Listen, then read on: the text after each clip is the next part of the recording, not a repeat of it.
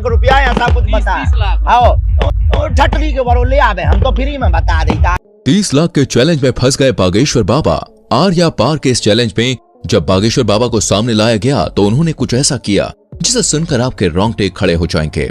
आसाराम बापू से लेकर निर्मल बाबा तक हमारे देश ने एक से बढ़कर एक साधु बाबाओं को देखा है, लेकिन इस वक्त हर जुबान पर सिर्फ एक ही नाम है और वो है बागेश्वर बाबा का, यानी कि धीरेन्द्र कृष्ण शास्त्री का। एक ऐसा 26 साल का नौजवान जो देखने में किसी फिल्मी हीरो की तरह लगता है, लेकिन उनके कारनामे और बोलने का अंदाज बड़े बड़ों को चक्का में डाल देता है। पर फिलहाल तो दोस्तों बागेश्वर बाबा खुद चक्कर खा रहे हैं और पुलिस इनके पीछे पड़ी है। तो क्या है पूरा मामला और क्यों बागेश्वर बाबा चर्चाओं का विषय बने हुए हैं, आइए जानते हैं।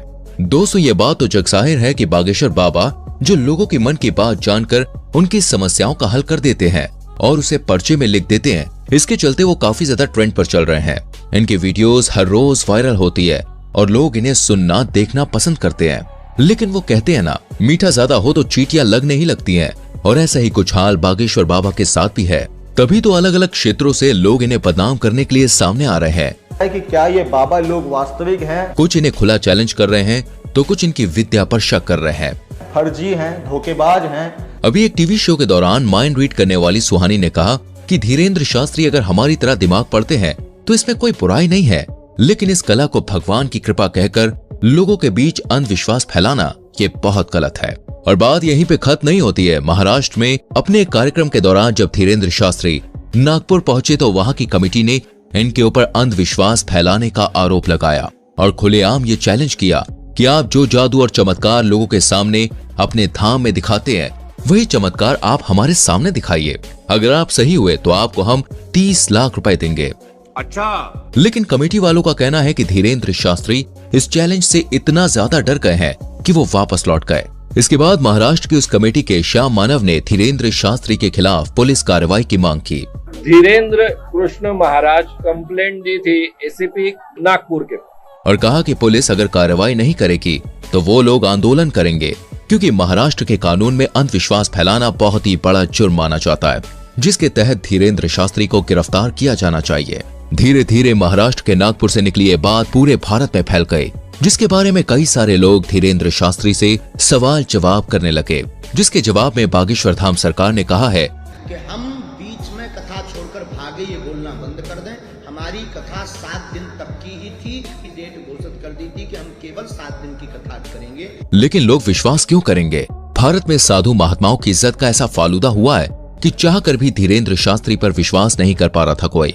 बड़ी बड़ी मीडिया कंपनी लगातार उनके चमत्कारों पर सवाल उठा रही थी और इन्हीं सारी चीजों से तंग आकर एक दिन बागेश्वर धाम सरकार ने सभी को अपने दरबार में बुलाया और कहा कि मैं नहीं बताऊंगा कि किसकी अर्जी लगी है। स्वयं छट जाइए, देखो नहीं तो विरोध होगा, नहीं तो ये कहेंगे तुझी के से सेटिंग है। आप लोग खुद अपने लोगों को खड़ा करिएगा और मैं उनकी परेशानियां और उनके मन की बात पहले से ही कागज पर लिख दूंगा और आप जिसको बहन जी लेकर आएंगे उसी का पर्चा ये निकलेगा। और जब ये चीज हुई तो हर कोई देखता रह गया। आपने अपनी समस्या बताई थी क्या? अपना नाम बताया था क्या?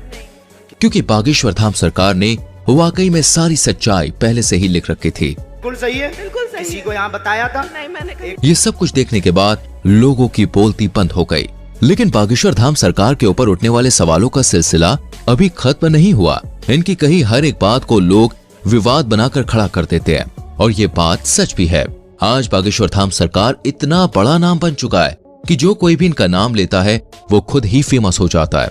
बड़े बड़े न्यूज चैनल घंटों केवल इन्हीं के बारे में बात करते हैं और लोग बड़े मजे से सुनना देखना पसंद करते हैं। अभी कुछ समय पहले जब बागेश्वर धाम सरकार ने बुलडोजर चलवाने की बात कही थी तब भी काफी ज्यादा कंट्रोवर्सीज खड़ी हुई थी, जिसके बारे में एक इंटरव्यू में जब धीरेन्द्र शास्त्री से पूछा गया तो उन्होंने बड़े साफ शब्दों में कहा कि धर्म और ईश्वर उनके माता पिता के समान है और अगर कोई उनके माता पिता पर पत्थर मारेगा तो वो भी शांत नहीं रहेंगे।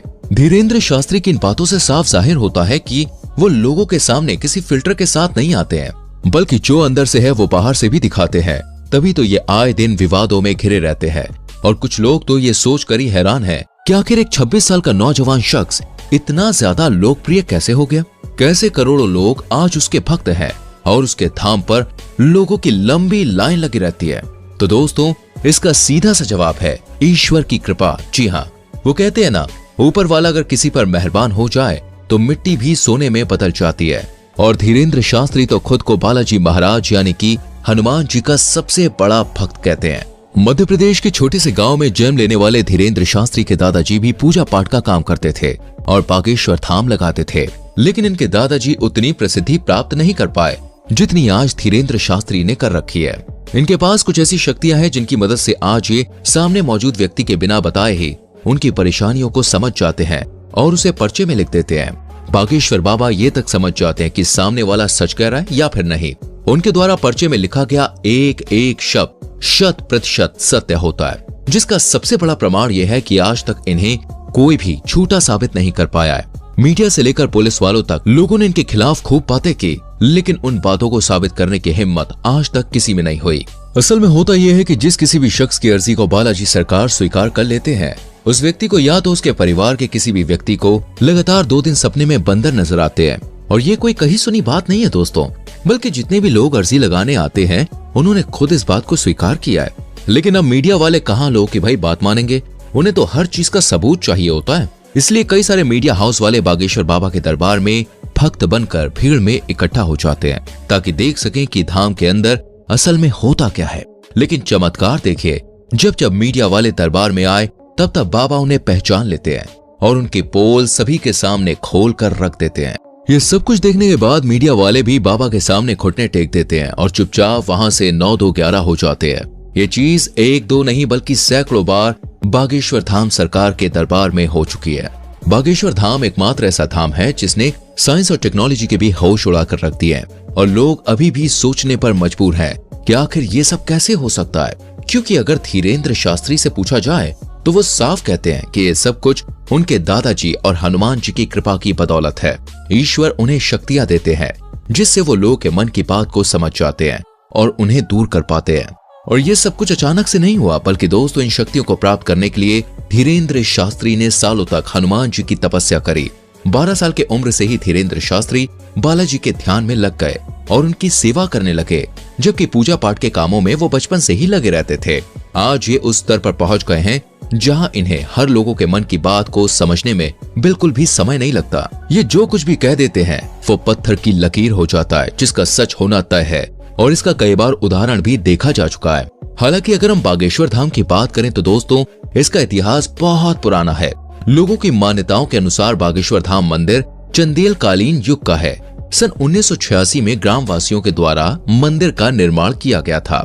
उसी दौरान ग्राम गढ़ा में बाबा सेतु लालकर चित्रकूट से दीक्षा लेकर अपने गांव के प्राचीन कालीन मंदिर पहुंचे। पहले तो इन्होंने राम कथा करी और फिर ये झाड़ फूक का भी काम करने लगे।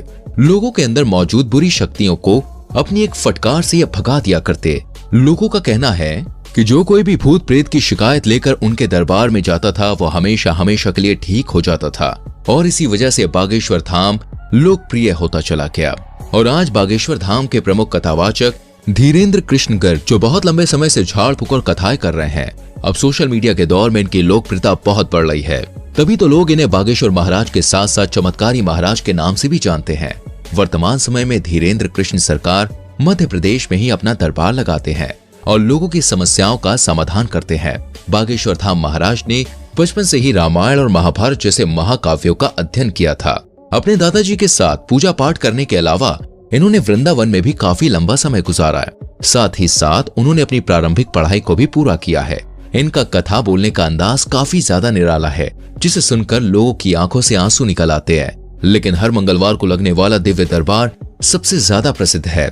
बाकी आपका इनके बारे में क्या विचार है, कमेंट में हमें जरूर बताएं। इस तरह की वीडियोस लगातार देखते रहने के लिए चैनल को सब्सक्राइब करके बेल आइकॉन प्रेस करें, जिससे आने वाली वीडियोस आपसे मिस ना हो। मिलते हैं अगली वीडियो में, अपना ख्याल रखें।